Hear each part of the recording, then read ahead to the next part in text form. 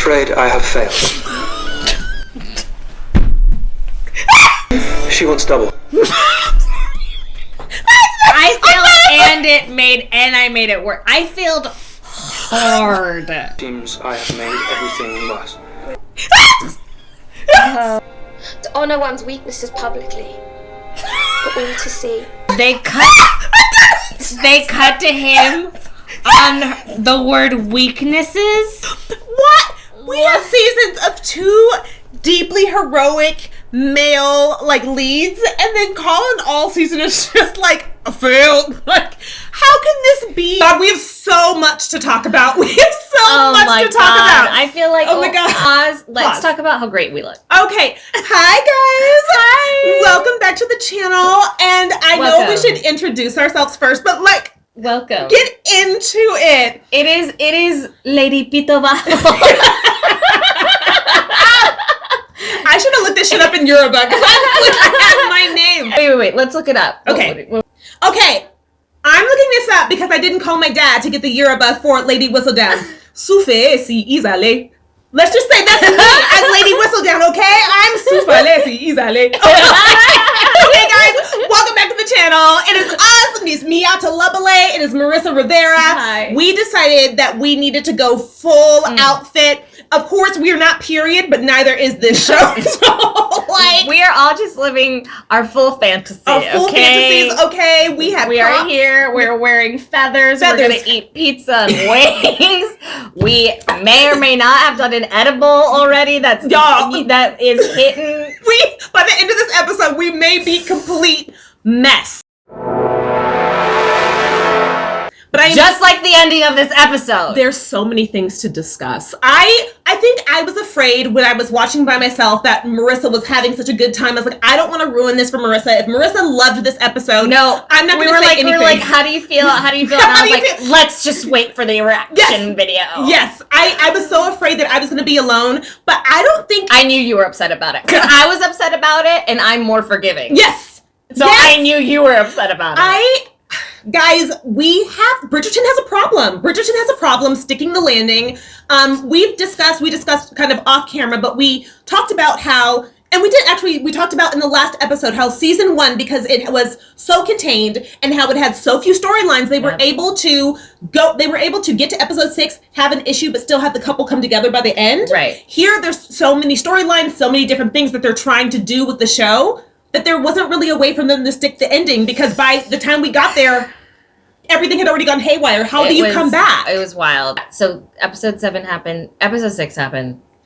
Episode 7, I was hoping they were able to save it, turn it around. They weren't. No. So I had little hope going into 8. And you had little hope going into 8. I think I was still like, you know what? Maybe they'll fix it. But they didn't in the first 15 minutes, and I was like, it's too late. It's too late. It's too late. But for Daphne's season, I think it was so self-contained. There were less characters, less things to go in depth about, you know.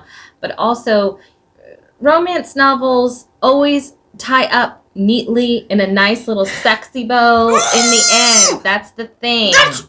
That's part of the thing. And they tried to do that here, but again, it wasn't... What? What's the word? Earned. It wasn't also on camera. They just did a little epilogue and were like, look, everything was fixed. She's got a baby now. And it's a boy. And it's a boy, so her sisters lose everything. And so now he gets to be Lord Featherington. And it's very, I don't quite know why they keep not understanding, because I know after season 2 they had to have heard how many people were upset about how Kate and Anthony were sidelined. The whole season, there was very little of them. He's obviously panting in a corner at all times, looking at Kate from across the room. Like we mentioned in our last review, Kate then spends half of the last episode in a coma. They don't spend a lot of time together. So I kept thinking they're going to learn their lesson and our couple's going to spend time together. So the device that they use, this is why I think people were upset. It's just that they didn't give Colin enough. They didn't give Colin enough. But they had to give Nicola that much airtime because she has been the voice of the show throughout all of these seasons, right? Her columns have literally bookended every single episode. Again, it left Colin out of it. He never. You said this in the last episode. He never got to like be there for her or help her through this. They just literally are like, stay to the side, Colin. Penelope's got this. So often happens in TV because we want women to be badass. I know we want women to be badass bitches, girl bosses. But a lot of us who are badass bitches, girl bosses, still love having partners who we can work with, who we can support, and they can support us. Yeah. That's the whole thing about... That's the part of being a badass bitch, is that you don't settle for anyone who isn't that, who isn't supportive, who isn't your biggest fan, who isn't your champion, who doesn't protect you. Right. And he even says that, I think in the last episode, so why do you need me if you have all of this? And then the show has him, we'll see in this episode, go to Cressida, mess up, and then Penelope fixes everything. Why didn't they, like, not a single win for Colin? And y'all are making me talk about Colin, like, again, like I said, I don't ever want to champion a man. How dare you make us do this, Netflix? You made me feel bad for Colin Bridgerton, a rich man who has everything, and I'm over here like, give the man. Luke Newton lost all that weight, got super chiseled. For who? For who and for what? If y'all weren't going to let him do anything. This is the longest intro we've had because we're... we gotta... we're... All right, friend. Let's... Friend. Cheers.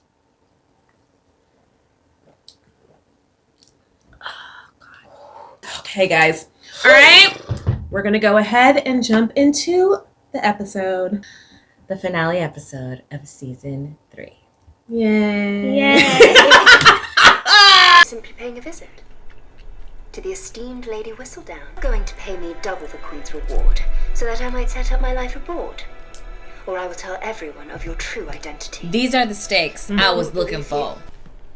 These are the stakes that I was looking for. And you know what's interesting? These are the stakes that are in the book. Yes. A lot is said about who Cressida is by her mother, by her friends, but... everyone keeps calling her not clever, and she's the only person in town. She is smart. She's the only one out of everyone in the ton. Everyone in the ton. Together. To put it together. And so in the book, she puts it together. I believe Penelope says something in person that she's written as Lady Whistledown, and it makes Cressida go, oop, that's who it is. And so she goes to her, blackmails her. And so... just like this. So I love that you're like, these are the first time that we really are feeling these stakes, and it's literally on the page. Yeah. Which is why, again, it's a TV show. I get it. You want to add new stuff. But if the page already has the tension you need, you can go back to it. Yeah. Interesting, though, that she has fully reverted back to her old cruel self. No one let her be kind. Like, she was still being a good person. Remember how she didn't say shit about Penelope, and Eloise was like, how could you? And she's like, actually, I haven't said anything. And remember how that was you. And that was your ass. And then later on, she's just trying to protect herself, and she's like, Eloise, I came up with a plan to protect myself. And Eloise is like, you're a viper, you're a piece of shit, and I can't be your friend. She tried being nice in her eyes. It didn't work. She's got to go back to being mean because got her nowhere. Got her nowhere. Every ball, always there is an hour at which you disappear. I thought it was because your social manners run dry at a certain point, but... Also, shout out to a mom that lets an introverted baby leave the party for a little bit. Yeah. That is actually rare. I take full-on naps during parties. Own roof. My own blood has been sowing the seeds of our ruin all along. How could you, Penelope? It's true. She's also been suffering for at least a year, and Penelope had money. One thing that Penelope in the books does is she actually uses her money to help her mom. So her mom, after their dad is gone, doesn't really have to suffer because Penelope does help them. This Penelope does not. But we're both people who like to give to other people, and Penelope is not. And I think, like, when I look at Penelope, she's a wallflower. So many of us are wallflowers, but we didn't start a TMZ to trash our enemies. We didn't start. Can you imagine if this was an internet blog where just someone in the high school was making fun of Mark Zuckerberg? Hot or not? That's the thing. Yes, she is Mark Zuckerberg. She's the original tech bro. Does your husband know? I'm sorry, I'm not gonna stop. But every time Lady Featherington touches her, I should have been doing take a shot every time because every time she's upset. But do I love it? It's like I'm upset. Let me think of a. She goes. Solution. She goes. Yeah. I will say this about her. Mm-hmm. I'm kind of like this too, where like something is upsetting, and then I'm like, okay, how do I have to fix this. How do I fix this? Yes. What am I feeling? What's going on? Why am I feeling this? Okay, how do I fix it? So you get to it right away. I get to it pretty fast. I understand this, bitch. Aren't I? Mm-hmm. I am simply saying that perhaps Lady Whistledown is not trying to beat you at your own game. Perhaps she is... I love that that's Lady Danbury's reminder to the Queen that she is also a player in the game. Yeah. So she's not going to show her all her cards. Yeah. No, I love it. I love that. Are you sure we should be in public? Well, the Queen knows about your engagement now. There is no... This is the cafe where Simon licked that cream. The spoon. Primary estate in Scotland. Where is that exactly? Close to... This is the moment that I remembered that Lord Carmarthen is Scottish. And so the casting, I don't care about the color of the man. Right. I wish he was Scottish. I can't quite figure out what's happening here. I can't remember if the Michael and John, if they had a Scottish accent or they were English lords that preferred to reside in Scotland. So I'm pretending he is English and their family decided to just leave for whatever reason. And they're staying in Scotland. Interesting. Because I can't remember from the books. Tell us. Yeah. Tell us. We're not going to read these again. I'll go back and I'll just look it up. I will. I'm going to read them.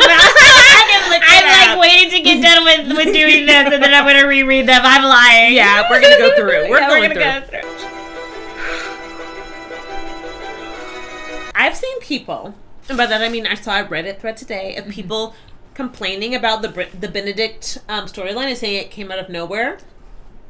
They've been setting this shit up from definitely from season one. That first denotes that you don't have any queer people in your life. Because there's nothing about the Benedicts. Everyone else's storylines, maybe I'm like, oh, that's where we decided to go.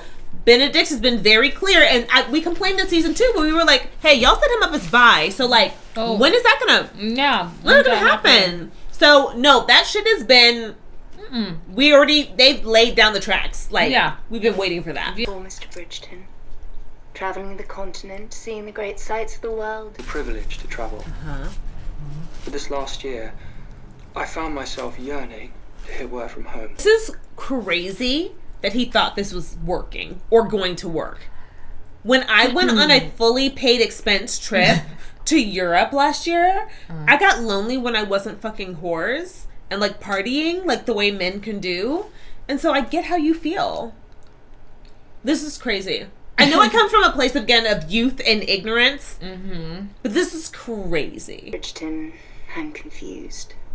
It seems you've come for me to pay you sympathy, but I'm the one who is meant to be paid. Exactly. What? You came here to make me feel bad for you? You hardened your heart so you could hang out with the popular boys for a full month? Meanwhile, my whole life has been nothing but parents that don't love me? Get the fuck out of my face. Settle down. You sound as if you are jealous of her.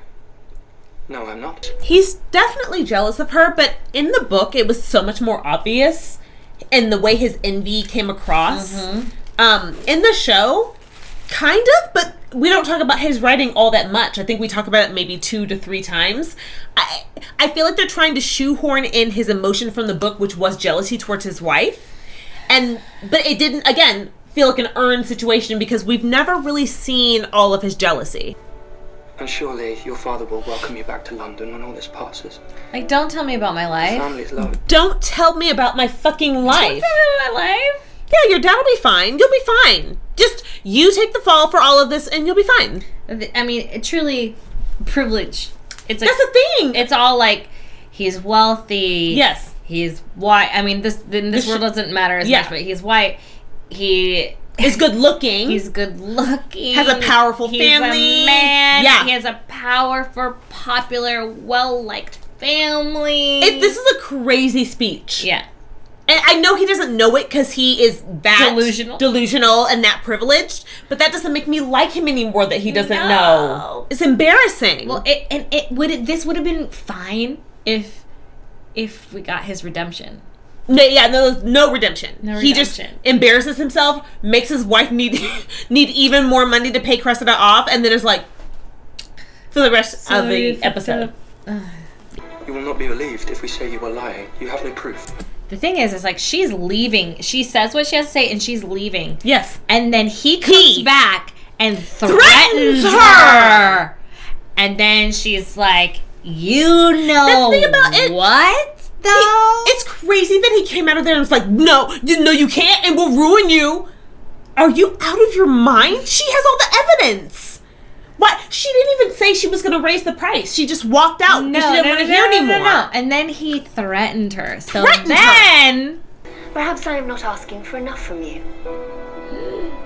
I want to know what the writers thought we would feel in that moment besides triumph for Cressida. Like, let's go back. I just want to go back and look at Colin's face. Do they want me to care about a man who just threatened a woman by saying no one's going to believe you? And again, I don't know if they were trying to make us feel this, but again, like, he has no redemption from this. No! He's just the weak, stupid boy. Weak, stupid boy. That's what he is. It's weak, stupid boy. And that's not how you want to feel about the hero of the season. No. I should leave the season being like, oh my god, Pen is in great hands. And instead I'm like, Pen has to handle everything. Because her husband wants to write a book about erotica from his one summer in Europe.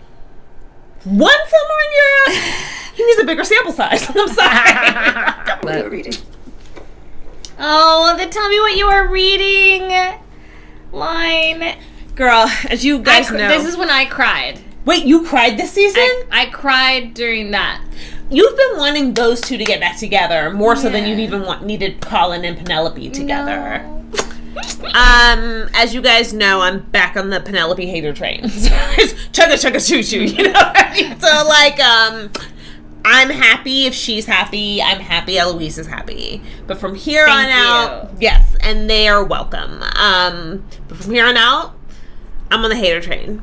Do I have one person I want to win? Violet and Francesca. Yeah. Those are the people that I want to win, and everybody else can lose. Guys, I'm a little mess. I'm afraid I have failed.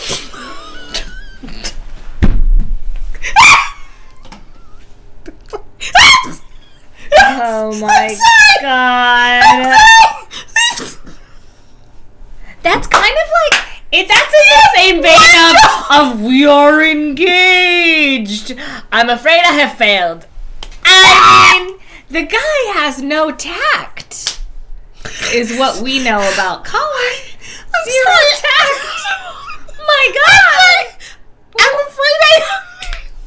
I am afraid I have failed. I'm afraid I have failed. This is just so funny because he's so lame. He's so lame. What? We have seasons of two deeply heroic male leads, and then Colin all season is just like failed. Like, how can this be? The thing is, how can this be? Like, I love a soft boy. Guys, this is, but soft boys don't have to be stupid. Like, they can just be soft. And be soft, but the thing about what we love about soft boys is their strength. Yes. Their inherent strength in the softness. Yes. And the vulnerability, allowing the ego to die, which is. He has, the thing about it, allowing the ego to die, he has ego and he's stupid. Like, yes. You can't have both. This is very funny. I can't. Okay. This is my favorite part of the episode. Like, I'm so happy. I'm so happy he failed. She wants double. I failed and I made it work. I failed hard. That's what he's saying. I'm sorry, I forgot he was gonna say double. I failed and I failed hard. I must apologize, sir. It seems I have made everything worse. It's better to just pay her. He immediately just is like, fine, I give up. It's so funny. It's actually so funny. I will have to ask Benedict to sum up such a large expenditure. He can't even do that by himself! I think that's the thing, right? They can't do things by themselves. They need each other.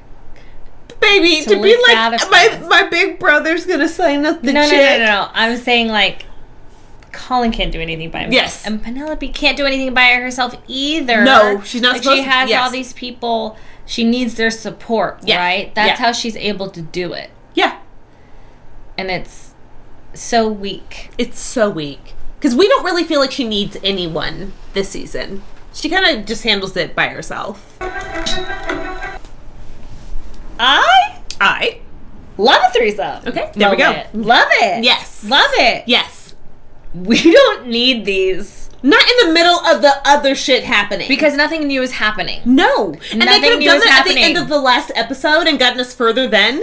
To introduce Benedict in this episode as, at the start of his threesome is wild. And then to just have the same scene of Basically, him you're happen right. over and over. Like, You're actually right. We've now done there's them. no new information being Yes, given. It's just yes. like, and here is a sexy little break. That's- It's like, yes. you know what I find sexy? I find a man admitting when he's wrong and throwing his support behind his wife. Yes.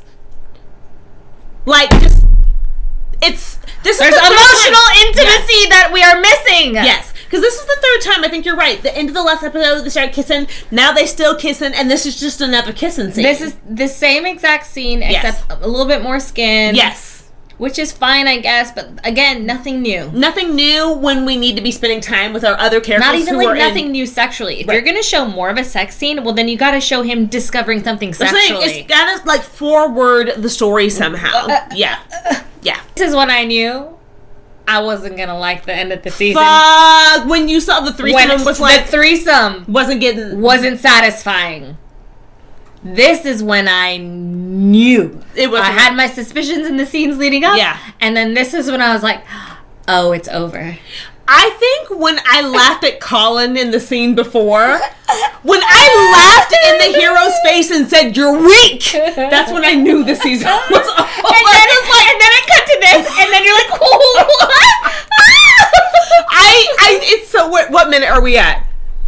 We're at minute 19, and that's when we knew season was a wrap. It was a wrap. Because you were looking forward to this relationship, and they... And I just needed Colin to have a backbone, and they were like, nah. See, what should have happened is that first scene shouldn't have happened at all. It should have been this. It should have just gone right into the juicy. Them making out by the stairwell, and then boom, we're up in the stairs, and they're going to the... Yes. Yeah. Nope, we had to get to it 19 minutes into this episode. We didn't need that. We didn't need the other one. No. We needed this where that one was. Yeah. We do not have to discuss that, We don't have to talk about but that. perhaps we should. We're gonna get into the moment, but my husband and I were both like, finally they're talking about the events in some way of Queen Charlotte. For this whole season to have gone by without either of them acknowledging, like... And also, like, if you didn't watch Queen Charlotte, you don't give a shit about what's happening. Oh my God, you not really only don't. do you not know what's happening, you certainly do not care. They never... I think that was what was weird. At no point did Lady Danbury try to say, Violet, can I? And Violet be like, no, we're not talking about it. It just went from that show to this show. And this is the first time they're bringing it up. It's just strange. It's wild. I only need a blanket for the setting. When she should have taken charge and fucked her husband. I cannot believe they didn't allow a sex scene to happen here. This was a scene, right? What I loved about the top of this is watching a man lust after her. Yeah. He's looking at her and he wants to jump her bones. And it's Yeah. lovely to see, again, we've talked about in a body that is not the normal body that we see on television. It's so nice to watch a man lust over her in this way and then for nothing to happen. We can have angry sex and then them go their separate ways. Yes. We've watched several couples now in the course of this show and its spinoffs of couples having angry sex. It's like sometimes it is sexual healing, okay? Okay? I'm actually And just... we don't get to see that. No! Especially after, like, she just had her sexual awakening. Yes, And, like, yes. this is part of it. This is the intimacy part of, like, a partnership, too. What the fuck? No, and this Sometimes show you just doesn't. Sometimes you have to express things physically. And the thing about it is they set it up. I feel like they set set it it up. Him walking in there and not wanting to see her that way, and This she whole is. last 3/4 of this episode is, like, It's like when I was on antidepressants, where I could feel my body like building up to an orgasm. You can't, and then it would just pew. It was like having to sneeze, and you're like, yes, and you're about to sneeze, and then it goes away. That's what it's like, and yes. that was the rest of this episode. Is a missed orgasm. Yes, it's called edging. When you just start to get there, you try to get there, but and no, then edging only works if there's a payoff. I'm going to have tea with my mother before your sister's wedding. And then how much more powerful if after they have had sex, if he still is like, I need to still sleep on the couch. Yes, he still is not yet there. The stakes. Yeah. Yep. That you can have sex with someone and the next day be like, I don't know how I still don't know how I feel. Yes. I think then people would have been like, he was using her. I know. Yeah. So then you would have had to written it, done the job of writing it to make it not that. Right. Maybe having her being like, I understand this doesn't mean that that this is all is forgiven. If you don't wish to share my bed, I understand. Just something. Yeah, something. And then he'd be like, you're right. I still need some time. Yeah. Regrettably, no. I have not come on happy business. He loves giving bad news. He is such a little bitch. He is so much. Such a little bitch. He's like, no, I'm not here on happy business. I'm afraid. Yeah. I love that he's smiling through it. I'm so sorry to inform you. I'm so sorry, but your world is crumbling from beneath your feet. So sorry to report. Guys, we love him. I love him so much. Is it true? Is your money the money cousin Jack took from the Ton? And you humiliated them. They're the same. You stole their dignity. What you and I have done is not different. What you have done is a crime. So I'm supposed to, through all of this, feel very bad for Penelope or something. No. I don't know if we're supposed to feel that way. I do like this scene. I do too. Someone else needed to put Penelope in her place too. Yeah. And so far, it's not going to be Colin. So her mom had to be like, I've been protecting this family. Yeah. I did what I had to do. Maybe you did too, but you don't have a right to judge all the me. Parallels. It's like that moment when you were like, I am my mother. I am my mother. I heard myself leave a voicemail one time. It was my mom's voice yelling at my brother, and I went. And the thing of my mom and I don't even sound the same. Yeah. Unless I'm arguing, and then her voice quite literally comes through my vocal cords. It's wild. She's in my hand gestures. She's in my logical fallacies. She's she's in everything I do. Yes. And then I feel like this moment where you realize you have become your mother. I really do like this. And I love that she's like, I'm a deceitful bitch, and so are you, Penelope. We have more in common than we thought. Like, they're the two smartest people in their family, including her husband and her daughters. Oh, my dear. Mama. What do you think of this dress? I think it's Francesca, and that it's no frills. Mm-hmm. And it's I saw a close-up of some of the detailing today. It's beautiful. And it's actually very beautiful. Mm-hmm. It feels like it's not that gorgeous satin 1950s dress that Penelope's wearing, but I think this is almost a period appropriate dress, and I think the detailing, like down here, the beading or whatever's happening in this area, the dress is actually quite beautiful. Mm-hmm. I like her dress. I think it works for Francesca too. I really do. I love it. I love this dress. Yeah, I do too. I first met your father. I can barely speak my own name. I was so taken by him. I stumbled over words most familiar. Interesting that they're setting this up right here for the moment that she meets Michaela, where she stutters over her words. I think I hope it's not insinuating though that her relationship with John is any less special because she didn't stutter over her words. I'm going to talk about that when we get to it. Okay, because I'm going to talk about it when we get to it. Okay. What I was saying. Okay, because for the longest time, I'm going to talk about it when we get to it. That is what sickness and in health, till death do us part. Till death do us part. Did you notice that they included that in their vows and not in Penelope and Colin's? When we were watching, when he said to death do us part, my husband looked at me like, are they seriously doing that? They're just I think it's a good idea. Do you really? Yeah. I guess do you know what? A lot of the audience I, again, saw another Bridgerton thread today, and there were people in there talking about Michael versus Michaela, and there were people who had never read the book, so they didn't know meeting Michaela meant she was meeting her future partner. Yeah. A lot of people out there don't know that, which means this actress is getting attacked this year, and then when she plays Michaela is going to get attacked by the people who didn't realize it in the first place. Yeah. I actually was kind of like, that's kind of morbid. Now live together in holy matrimony until your dying breath. Wait. What's it again? Wait. Now live together in holy matrimony until your dying breath. Looking at him specifically.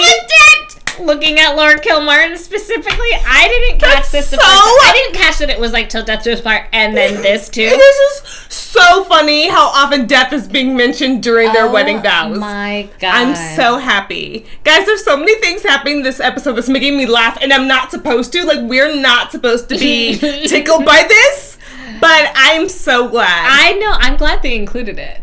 I really Both am. times. The second time. I would love if someone was like, I would love if everyone mentioned dying over the course of this episode. Lord Kilmartin dying to see you back in Scotland. I would have loved to see in his vows him talking about something other than death. Yes. But then the foreshadowing of the death with the priest. I do not want to see him doing, if you're going to do it twice, then you got to give him, again, you got to build upon the character, right? Yeah. So maybe for him the most important thing is like, to honor and, you know, not obey. No. We don't need that. We don't need that. But to cherish. Yeah. To cherish and honor, because like that is something that we are shown and we know about their love, that it was true, it was pure, and that they cherished each other truly. Yes. So I wish they would have done a character building moment with a foreshadowing moment instead of 2 foreshadowing moments back to back. Back to back, yeah. And you know what? For all we know, they're going to add to these characters in the next season if it's not their season. So maybe they were like, we'll give you guys some more Francesca and John as we go. But yeah, I don't know. I feel like this is just like, I could have done with maybe one person doing a little like, die. But like, yeah, the 2 back to back it actually just makes it very hilarious. Yeah. It's very unserious. It's very unserious. I honestly wish there was more jokes about it. Yeah.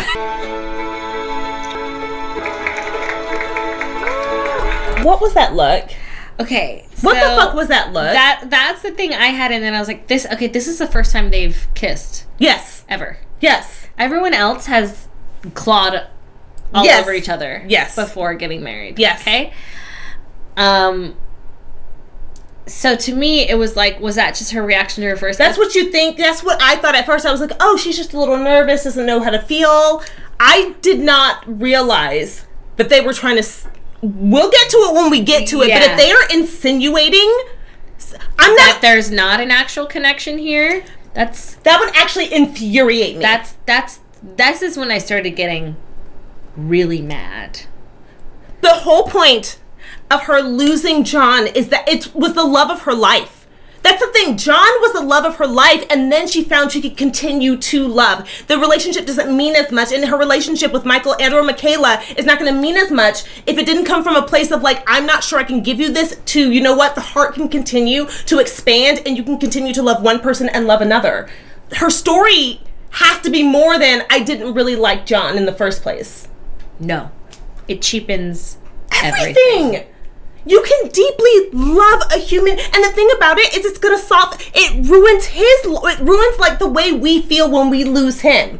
Oh, well, she didn't like him very much, so like, it's fine. No, you feel devastated. In the few pages you even see John, you feel devastated for Francesca when he dies, because she loved that man down. She is devastated. Yes, and they also still had a good sex life. Like, their marriage had not fallen apart. They were deeply in love.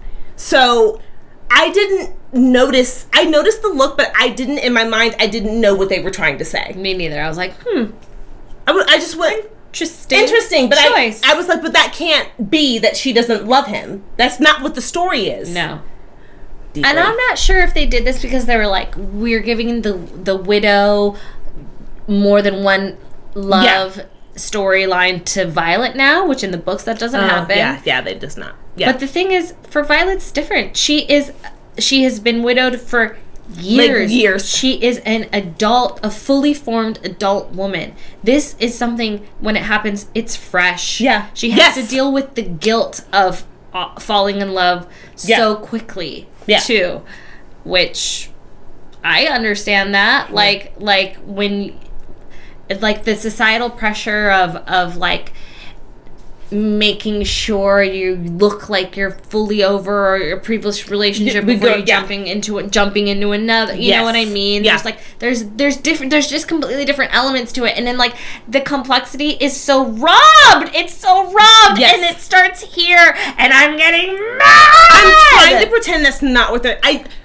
At this point, I didn't know. At this point, I did not know. And now rewatching it, especially with the double foreshadow, This is not okay. I'm even more angry. This is not cool at all. I'm like smiling, but I'm enraged. Yes. I feel like I'm gonna just try to act like that's not what's happening until we get to Michaela's scene, and then then I'll let all of it out. Because I didn't even piece together until reading other comments about the stutter stuff. I was like, because my brain was not even there yet. Yeah. So yeah, we'll talk about that.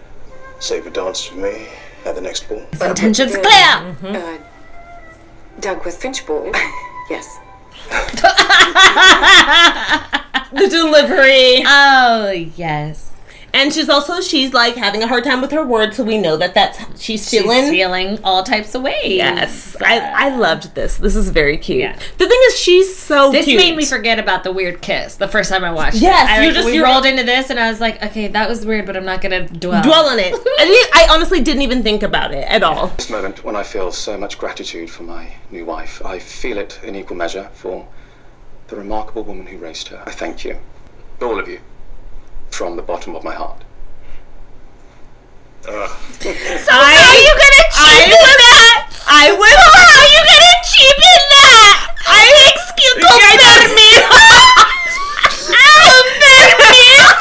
When we watched it for the first time, both my husband and I cried during that speech. Like, we were both, I looked over at him and we both had tears in our eyes. That was a stunning speech. To thank their mother for instilling all of these beautiful qualities in them. And Violet doesn't get thanks for that ever. Like, y'all, I was absolutely where Marissa is right now, like tears coming out, like that's where I was. That's a beautiful speech. For a person who just told he was gonna die twice, essentially, and whose wife said after he kissed her. I think he made a gorgeous speech. Good. I do not wish for you to speak to him. But we're running out of time. I cannot ask you to lie to your brother on my behalf. So I thought at this point we were going to get towards what the book was doing, which is where he says, you know what? Let's tell them. Let's bring them in. You are Bridgerton now. Yeah. You must close ranks. Yes. I thought this was kept being the opportunity for him to say, close the ranks. We've got you. You're not alone anymore. So you don't need to deceive whatever my family. You want to do. We're behind you 100%. Yes, but I want to bring my family in because this concerns them too. And we can all help. All help. I kept thinking this was going to be the moment because they've had so many opportunities. Yeah. It just never happens. And it never happens. It never happens. I can't believe, like... So many missed opportunities. Yeah, because this could have been, again, one of his opportunities. There's so much setup. Yeah. And then the show's like, psych. Yeah. You've given me so much already. Girl, like what? Orgasms? Is that what you're talking about? The thing is that, like, love is active. Yes. And she's not letting him do anything. And the thing about it is, I think... she let him go to Cressida. Huh? She did, but then we saw how that went. So she went, no, you can't do anything ever again for me, I guess. It's like, by loving me, and, like, what I wish they would have introduced. Yes. Is... this is how I think this could have been better. Okay. If they had introduced him showing his writing to her and them working together on it. They're supposed to, yep. And then her showing him her writing. So they could have, okay. So then, because they're obviously two creative people. And to find not only your soulmate, but to find a creative soulmate, someone that you can help build up creatively and with your career, that's so rare and wonderful. And sometimes you can have one or the other. Sometimes you can have, a great personal relationship, a great professional relationship, but not both. Yes. And I would have loved to see them establish this ability to work well together. I wouldn't even mind if that didn't happen here, but by the end of the show, we learned that she's helped him with the book, and then he's been helping her like get the Whistledown back together, because at the end of the show, she's like, basically, I'm back. I'm Lady Whistledown again. He could actually be helping her too. Like, we could have had them... like expanding the business somehow, or like making it more secure, or like diversifying the portfolio essentially. Well, like helping, contributing. And I would have loved to see some like coming together to have a creative solution. No, they just and then this could have happened, and then they could have, and then she could have been like, "Here's what I'm thinking." Yes, and then he's like, "You know what? Great idea, but I think telling my family." And she's gonna be like, "No, I don't want to involve them." And he's like, "They already love you. You're like you said, you're a Bridgerton. You're one of us now. Yeah, let us help you." I mean, I don't need you to save me. I just need you to stand by me. I'm sorry, that's emasculating to him too. Like, stand there to hold you and love you and kiss you, but at the end of the day, the people who love you. I think the whole thing is like, and I get this, you don't want people to solve your problems. Right. She has solved other people's problems, or tried to. She tried to solve Eloise's problems. She tried to solve his problems. She's also failed, I guess. Her problems, like we've seen that fail. So why aren't we seeing something new, something different, new and different out of their having come together now? Yeah. Why aren't we seeing the evolution of the relationship? Right. And of them as people. Yes. I failed alone so many times, but I won't fail with you. Mm-hmm. No. What did you think? Did you think that this said, "I am Lady Whistledown"? Did you think this said, "Come meet me at the ball tonight"? Yes. So you knew that, like, she was basically like, "Meet me at the ball, and I'll tell the whole." I knew that she was telling her she was basically, because the closing of the ranks doesn't happen with the family. So I was like, okay, so it's this moment. Yeah. Like everything has to come together now here. I thought she was writing the queen to say who she was, and they would meet before the ball, and the ball wouldn't have that moment where she does an entire speech to the queen that's deeply uncompelling. And if I was the queen, I would have reinstated federal torture and federal, because that, again, the speech didn't really work for me. I thought she was being like, "Meet me somewhere, let's have a chat, you and me, queen to queen." Like, I didn't know exactly what it was, but I knew that it was like a revelation and a confrontation was going to happen as a result. Yeah. Did you think this money was going to help the sisters, the mom, Cressida? Who do you think the money was going to go to? I didn't know. I was like, where is this going? I kept thinking to myself, surely this money that we're seeing right now is going to help someone in major need. Whether it's her mama, who's got to get Walter Dundas Esquire off her tail, or somehow she realized Cressida needed help and she'd be the one to help Cressida. I was like, something important is happening here. So when I learned it was the party, when I learned it was to make her sister's party be better, I think she just had to set the stage. She had to set the stage. She had to make the ball worthy enough for the queen to show up. I just knew this and take her seriously. I thought this was the time where Penelope looked at herself and said, "I've been so selfish. I made my husband feel gaslit. I made everyone feel so bad about themselves. I'm going to take this opportunity to make someone feel great who needs this." I just thought it was going to be a bigger moment than her sisters having a nice ball.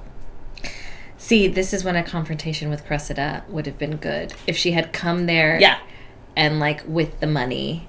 And just, And then maybe Cressida, they more. They get into it. Yeah. And then she was like, "You know what? You're not going to get a dime from me." Oh, sure. And then walks away. And then she knows she messed up. And And then, something. I don't know. This doesn't quite work. I also like I kind of like her writing the letter to Violet instead of being like, "We need to talk." I do too. Because that is very like Lady Whistledown, and this whole thing is like, the ending is like the convergence of Penelope and Lady Whistledown and those two identities and coming into her own. Yes, I get that. So I kind of like the visual way that they showed that. But it shouldn't have been just Violet. It should have been the entire family. Yeah. You've opened my world. And I'm not ready to close it again just now. I love this. I am Love trepidatious because they are opening up Benedict, and I'm worried that his season will not deliver on this. Oh, yeah. That's my thing is, I think it is. Of course. That's why I was like, this is so gorgeous, and you guys cannot deliver. You have to deliver, You have to deliver, and they can't. Like, you have to. They're not going to do it. Right. So, however, I do really love this. Yes. I think that, some people are in your life for a reason. They're in your life for a season, and sometimes in your life for forever. Yeah. And, this is for a reason in the season. Yes. But I think at this very moment, I felt a twinge of fear for Benedict and Sophie's season. Because I was like, either the show is not going to deliver, or they're going to... They always, again, how are they going to get two people together who are probably going to be in a non-traditional relationship and then also try to keep them apart for an entire episode when I feel like non-traditional relationships need the most communication and then try to bring them together at the end? That's what I started to get afraid of. So, we'll see. We'll see. I'm not gonna stress about it. I'm more like, Finding you here. This was nice. I love this. We haven't had a swing conversation. Have to have a swing convo every season. Every season. I very much was happy to return to this. Also, when you have a sibling or you have cousins or something, so a lot of times there is that place that's whenever we're in this place, this is when the talks happen. This is when the tea is spilled, the hearts are opened. Yeah. The connections happen. Where do we think this is taking place? Do they have a greenhouse on their grounds, or did they rent out a party hall? Yeah, I don't know where this is. I feel like the director of this episode is we need to go big. Yeah. We need to have a glass ceiling so that Penelope could literally and figuratively break through it. I want to die right now. That's what I think happened. Die. And I think a third of their budget went to this glass fucking ceiling for no reason, because it's not. There's also a chandelier. There's no payoff. A 500-pound chandelier hanging from the glass. It's supposed to be in their home. This is the other part of their house. We've never seen this giant glass-ceilinged room. The ballroom. I guess they've never thrown a ball, so this is their ballroom. We'll say that their ballroom, yes, is glass-ceilinged. Yes. All Mayfair's ever seen. When I understood that all she did was give money for a good part, I truly was like... But this is fixing her relationship with her mom and her sisters. It is. Because this is what her sisters... This is the power her sisters have. Yes. This is their world. And the fact that she's letting her mom take the credit. Yes. Beautiful, but I know she had an extra few pounds that she could have given to the poor. Just 500 extra pounds. That's even a lot. 10 pen. We'll open up a women's hospital, for God's sake. Just do something. Here's what should happen. The queen should not have outed her. She should have been she wrote me to plead her case, so... plead your case. Who is she? Yes. And then the whole Bridgerton family and the Featheringtons would have bound together. Yeah. And physically, maybe even if it's just Colin holding her hand, and her letting go and saying I'll be fine, then walking. But they're and all having there, the entire family there, but they're all fucking spread around the room. What the fuck is that? Looking at each other who is it? Oh gosh, what's gonna happen? Yeah. No. Oh, I hate this. Courage it takes to live a life out in the open, to honor one's weaknesses publicly, for all to see. They cut to him on the word weaknesses. I saw this in the first watch and I cried. This show hates Colin. This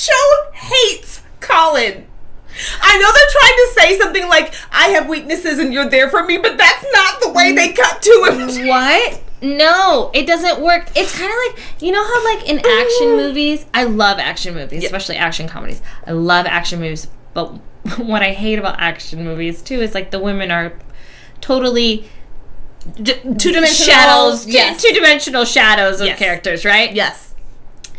What I so love about romance, good romance, is that both of the characters, your two leads, your two romantic leads, are so in the good ones, which Bridgerton is a great series. They're so complex and well thought out, and on equal footing. Yes. Romance novels actually are able to often do this with even thruples, and sometimes even what is it called, polynauts. I've seen romance novels do excellent jobs in having 2, 3, 4 main characters and still make them well-rounded, and this season could not manage to. Why are they? I honestly think at this point someone had a vendetta against Colin and just like made it so he appears to be weak in every scene, and I just think it's funny. I don't feel in any way, shape, or form compelled by that speech. And I think what's frustrating is I'm supposed to believe a room full of people who have been berated and degraded by Penelope for the last few years are compelled by the speech. I have to believe that a person who called me a bow-legged bitch 5 years ago in Lady Whistledown today is sorry.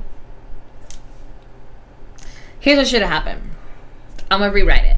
Let's say nothing about the monologue changes. Okay. However, she has at the beginning, she doesn't get called out by the queen. She comes forward out of the shadows. Like she says, the queen forces her out of the shadows, so she comes out of the shadows on her own, right? She tells the speech. Both families are behind her. She should have done this, and then she should have curtsied so low and gone prostrate upon the floor, waiting for her judgment. And then Queen Charlotte grants it, and then the one who brings her back up is Colin. That's the thing too, like, to help her bring herself back. No, the speech didn't, and I do agree that the moment where she's like, the queen has, here's my thing.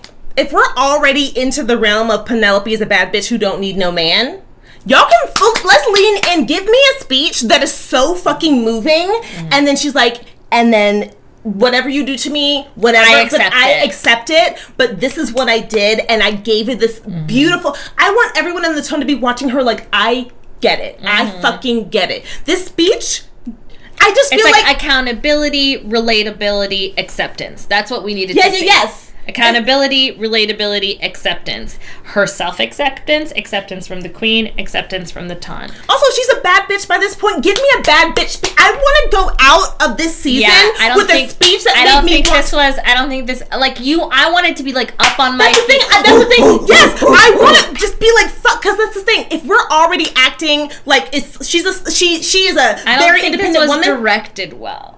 You think that was the issue? Yeah. Because her being scared the whole time.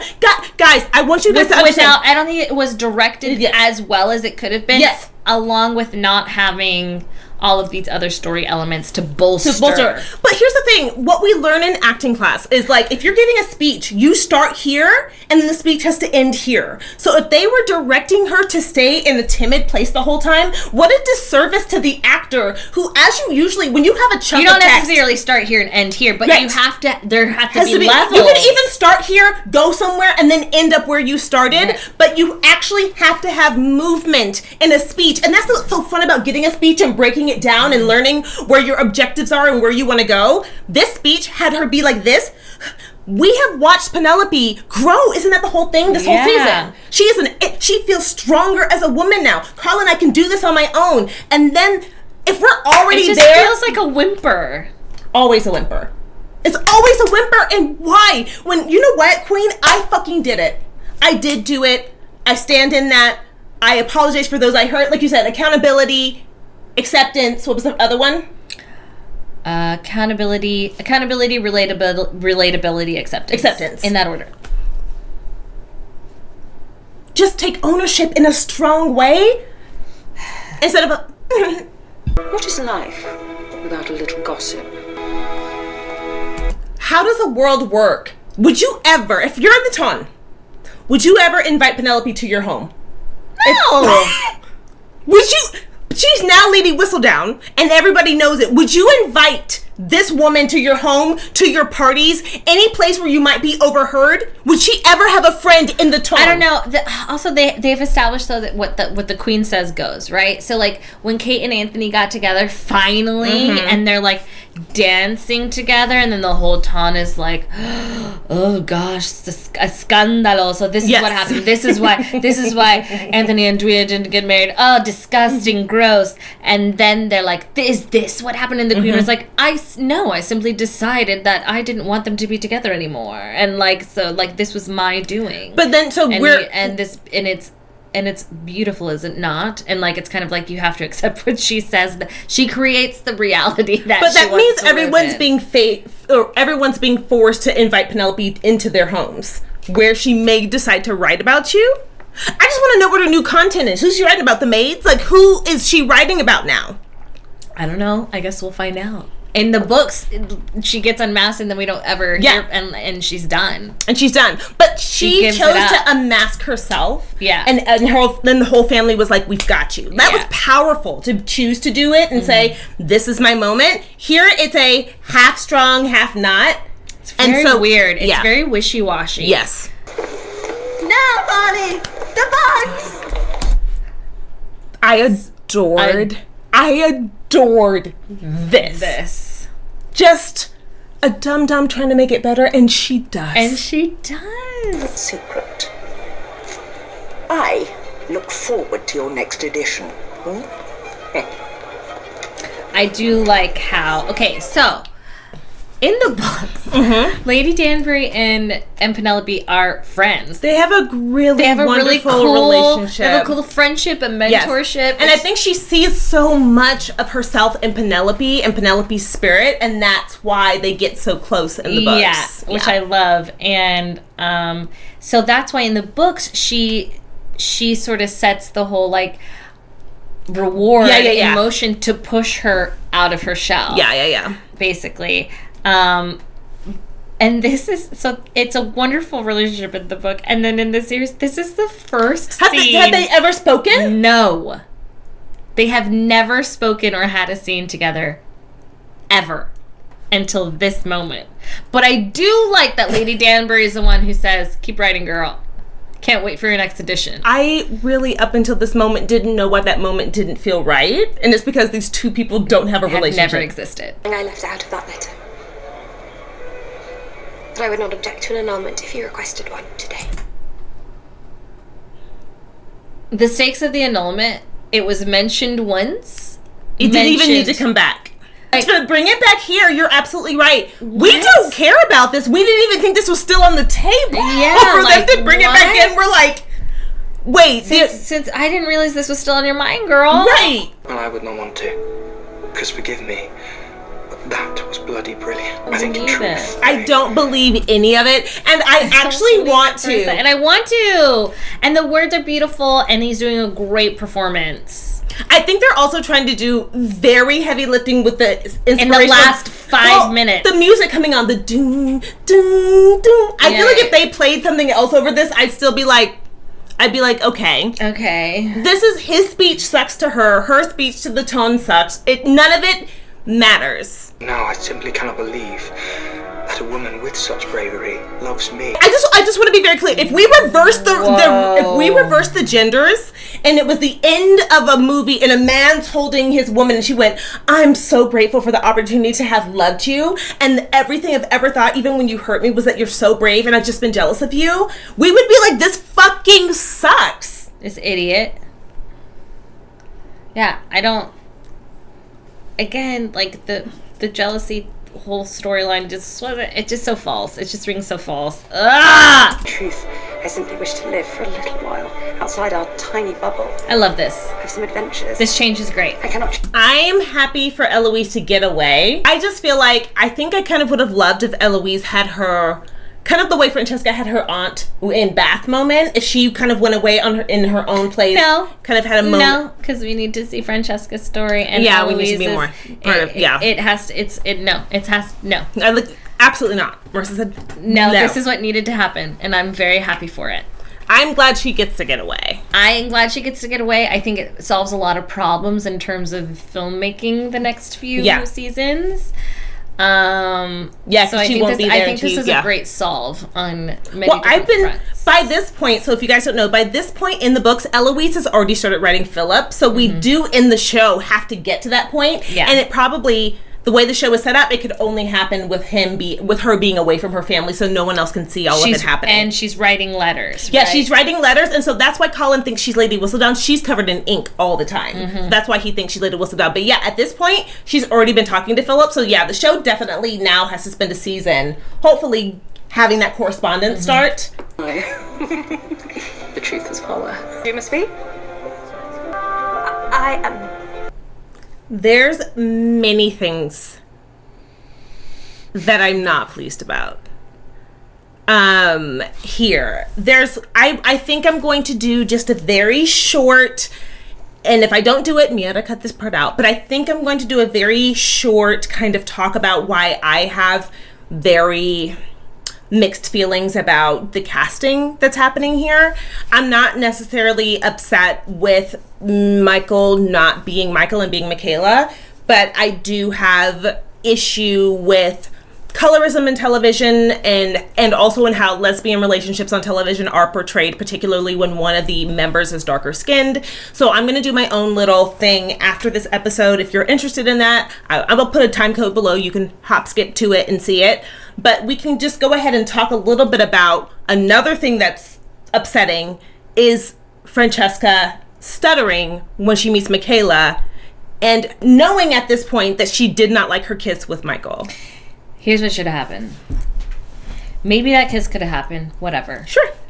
The stuttering should have been Michaela's. Wouldn't that have been... Okay, let's motherfucking talk about it. If you guys don't know anything about Michael, Francesca, and John, what you need to know is I believe Michael is at John's wedding and sees Francesca for the first time there and thinks she's the most beautiful woman he has ever seen. He loves her for years. That's the thing. He's always loved her. And then when they start getting together, she's the one that's keeping them at arm's length while he's like, okay, I will do whatever it takes to just be near this woman. Michael is the one.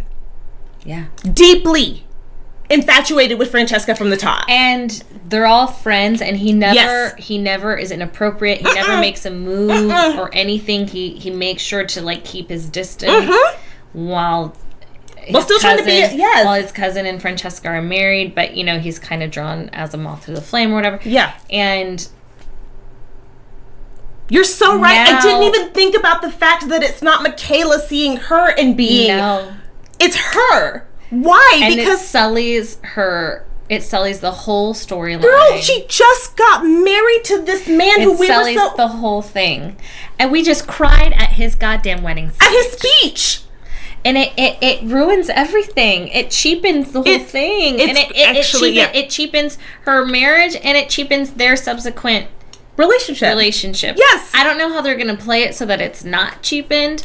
A simple song. Okay, aren't you? It should have been her. It should have been like, this is my cousin Michaela. And Michaela goes, oh. And then Francesca doesn't even She doesn't clock it because that has also been established this entire season. Yes. That would have been perfect. Yes. Would that have not been perfect? I'm so... For the show to even try to plant crumbs that Francesca was not deeply in love with, why did we spend this season watching her fall for a person? Are they actually... I'm sorry, because they're also showing that Michaela is bold. So are they also saying that basically in this show that, you can fall in love with a person like yourself, but it's never going to work out. You always need the bold love. Opposite or something? Yeah. she found a quiet, beautiful love. And I think there's something so special about two people whose love doesn't need to be like, I think it's special when two people recognize in the other, you're my soulmate, and I don't need anything more than that. It doesn't have to be a struggle. We recognize that because there are so many people that fall in love and then it lasts forever, and it just happened easy and quick, and it was okay. I don't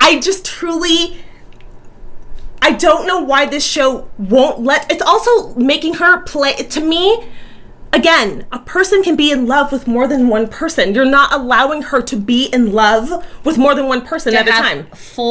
A full love story with her husband and a full love story with Michael/Michaela. And the cognitive dissonance you can have when you're trying to reconcile the guilt of that. Yeah. Everything I read about like widowhood, when it is a loving relationship, whatever, and like what that means to any subsequent relationship afterwards, like I would love to see that represented. Yes. And like and not just not have like this queer story. And I am queer. I like that representation. Yeah.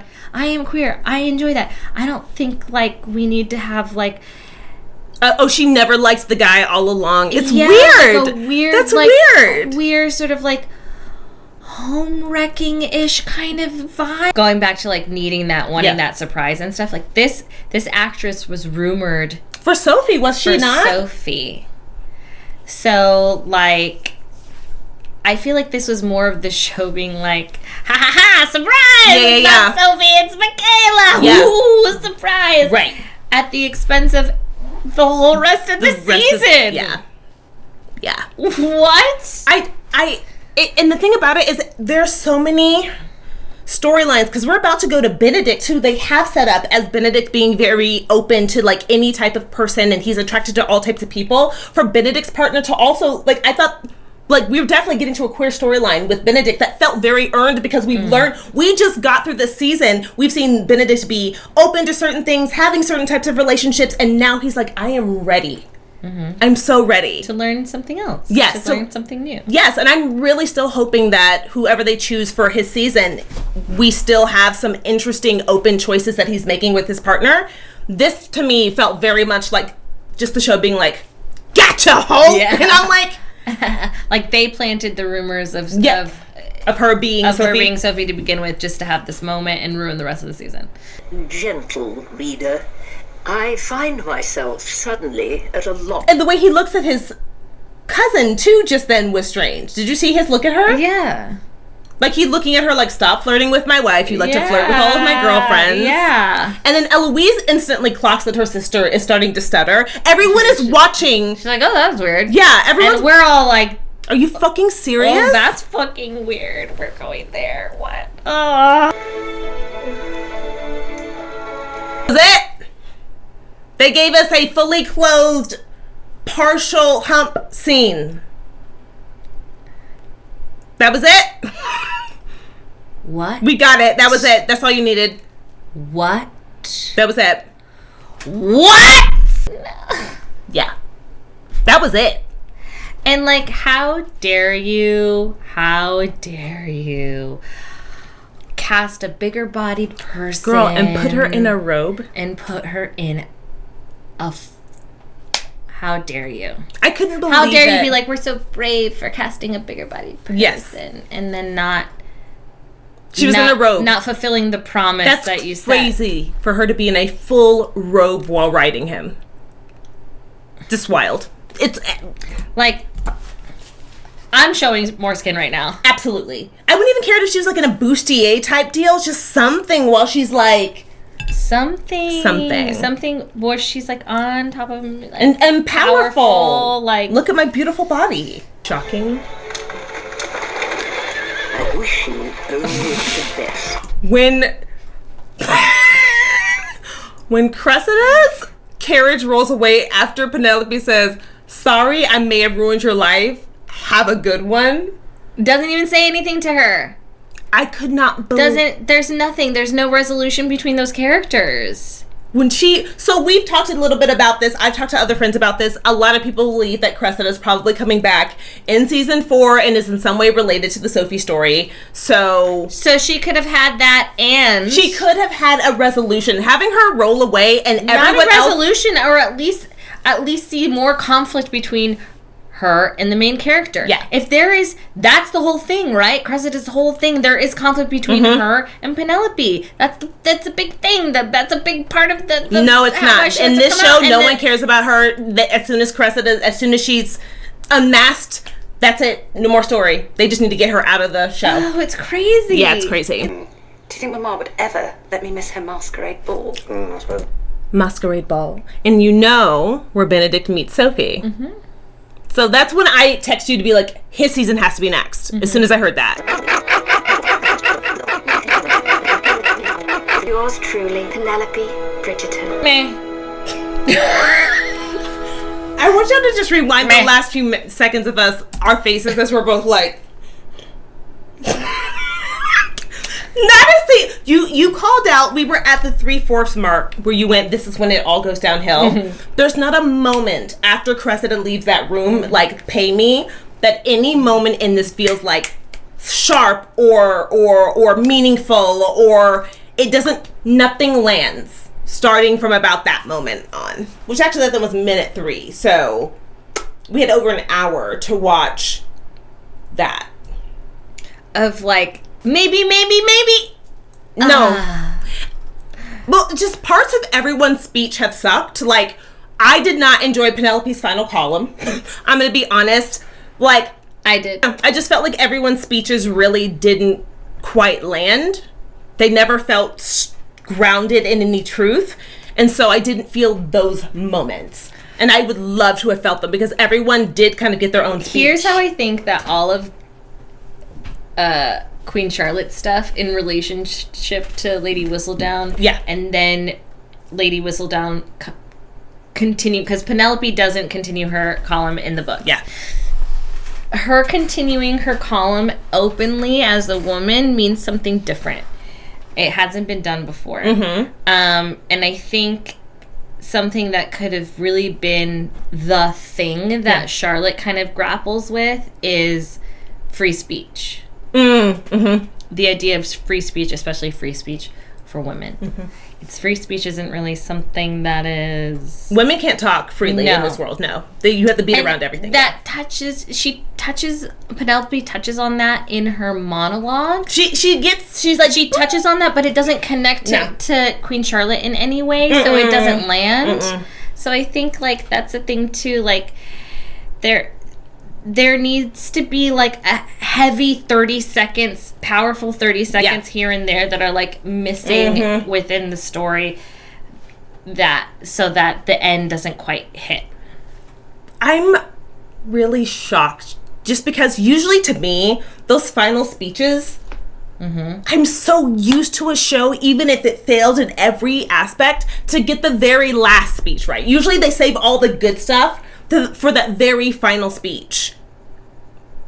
And maybe you're right. Maybe it would have, maybe the same exact words may have landed if they had set things up more differently. I truly believe that. Because I'm sitting here like, how can the final speech Words are just words unless the story is there. Right. Yeah. Worries me about a show that cares more about symbolism and not story is them believing, here you go. Here is a person that is the symbol for what this Bridgerton needs to be, and we're not going to build them up. We didn't see them build Colin up at all because he needed to serve Penelope's story. It worries me if you start introducing queer love interests for them to just serve, like, whatever the Bridgerton needs, and for them not to be their own fully rounded character. Like, so I worry in a show like this where I haven't quite seen them handle the symbolism of it all very well. I worry about what that's going to mean when we actually have characters who are not the traditional kind of leads that we normally see on television. It's something that's happened between like in Kate and Anthony's season. We see that like Kate got extremely shortchanged. They literally said, "Oh, we cast a South Asian woman, a darker skinned South Asian woman," and I was like, "Fucking yes!" And they went, "No, we cast a darker skinned South Asian woman. Do we need to give her a story?" He senses we're upset. Yeah, he does. So he's been at our feet, he's like, "Oh my goodness, you're upset." I think that's the issue where they cast this family of darker skinned Asian women, and then we're like, "Well, we did it." And that's not it. Like, the casting of a person is never it. What you do with their story is it. And so I am concerned because they seem to want to short shrift one character in the past 2 seasons. Again, Daphne and Simon, I never felt like either of them was super short shrifted, but I am between Kate having nothing and now we didn't see and now Colin. It concerns me. And then it's like you can't. Then I'm afraid, like, next season, then they're gonna have to do some fixing, like they had to do. They felt like they had to do with Kate and Danny, and I feel like we ranted so much during the episode. I feel like we said all we needed to say. Yeah, I feel like we were very clear about the failings. And again, the failing of this episode is different than the failing of the 6th episode. Like, this one had plenty of stuff, but again, we were just like unearned. It wasn't boring. I was not bored once. I was just frustrated. Yes. Frustrated, angry, and sad. Okay, guys, thank you for chilling with us this season. We had a glorious time. This was wonderful time. And we'll be back to, like, review other stuff. Yeah. We've talked about Gilded Age. We've talked about doing 2005 Pride and Prejudice.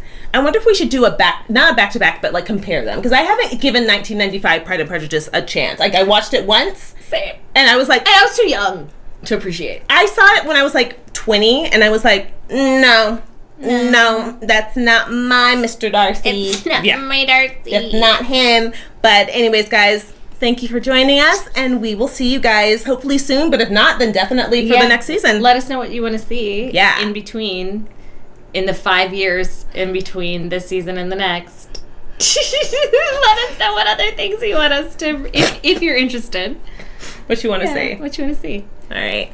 Bye. Hey guys, thanks so much for sticking with me if you're still with me. Okay, I just want to have, like, a very short conversation about my feelings on the Michael Michaela switch and how it pertains to, in my opinion, how Black women, especially darker skinned Black women, are very often hyper masculinized, not only in society, but also on television, probably as a reflection of the way that we are treated in society.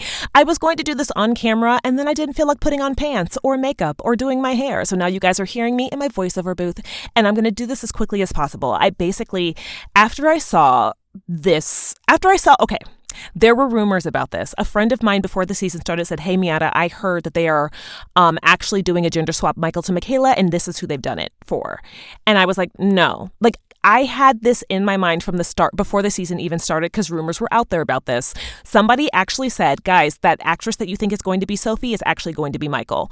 And I got very upset when I saw this. It had nothing to do with the gender swap. I don't mind a gender swap at all for Francesca. What bothered me was how often darker-skinned Black women are not allowed to ever be feminine on television, and in particular how often we are quite literally swapped in for men in relationships on television, especially in queer relationships. In queer relationships on TV, very often the darker skinned partner is the more masculine of the partner, and in this case quite literally switched out for a character that was supposed to be a man. So when my friend told me this, I was like, no way, because already, as we saw season 1, dark-skinned Black women weren't allowed to speak. We were in the background, or we were servants. Only one dark-skinned woman got to speak in the very last episode. In Queen Charlotte, Lady Danbury's character was repeatedly raped, and that was played for laughs. So I was like, no way are they then just going to say, "Hey, I know this character's supposed to be a man, but why don't we just swap it out for a dark-skinned Black woman?" I was just like, no, they're not going to do it. And then they did it. So anyways, I'm going to just throw out some facts here about the reason why this happens so often in society, and the reason why I have, in particular, a problem with it. Before fully hopping into a talk about how Black women are switched out for men, I do just want to mention a trend that's been happening on TV for, the past 10 years or so. Something else that Hollywood does, and I don't know if you guys have noticed this, is that very often Hollywood wants to do diversity, but they don't want to do too much diversity. You know what I mean? So, like, we need a woman, right? We need someone to be a woman. Could we also make this person a woman of color? Maybe just so we could have the person of color there. And could we also just make this person of color queer? Because we need to, like, we don't want to have, like, a separate queer person. We don't want to have a separate woman. We don't want to have a separate person of color. What if we wrapped up all those identities into one person?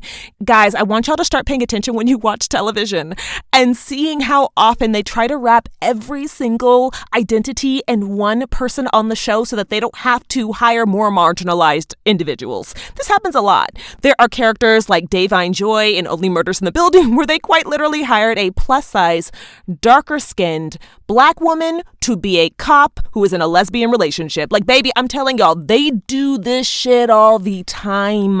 So, like, I just want y'all to start, like, looking, clocking it, because it happens a lot on TV where they're like, listen, we kind of want the show to be mostly white.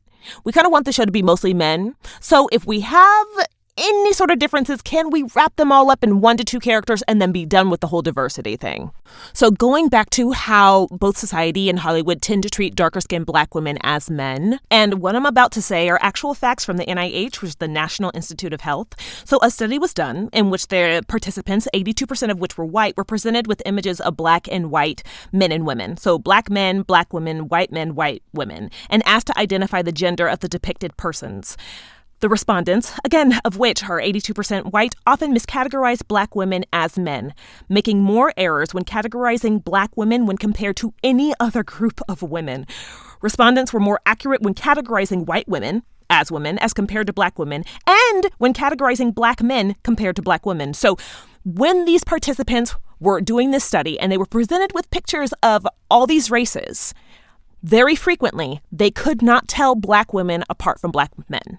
So essentially, white people have a hard time seeing black women as women. They often miscategorize us as men.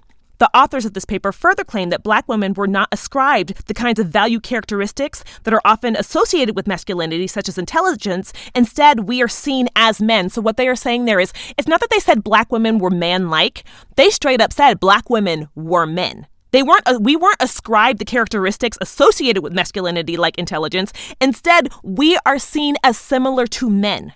Black women are miscategorized, according to this survey, as being men, which may constitute an altogether different form of social comparison. Other groups of women are not dealing with society as a whole straight up believing black women to be men. Not even just masculine. They are calling us men and believing us to be similar to our men.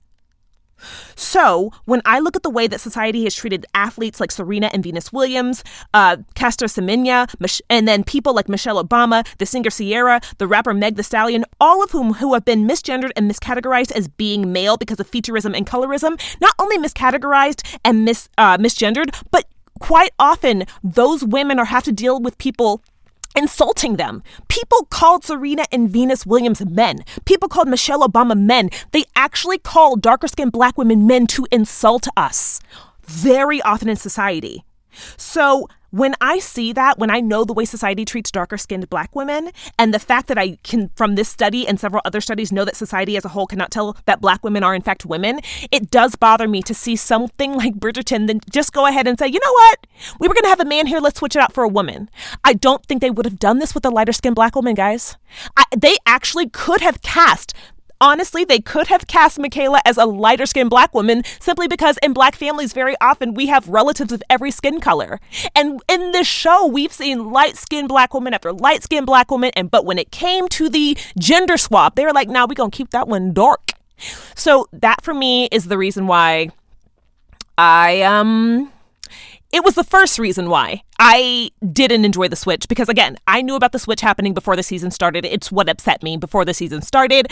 And then on top of that, watching Francesca not be really interested in John, there was just several mistakes that I think this season made in terms of this casting. Nothing to do with the actress. I'm sure she's going to do a great job. I think she was in The Woman King. Loved that movie. Loved it. Full of beautiful dark-skinned women being beautiful and gorgeous and badass.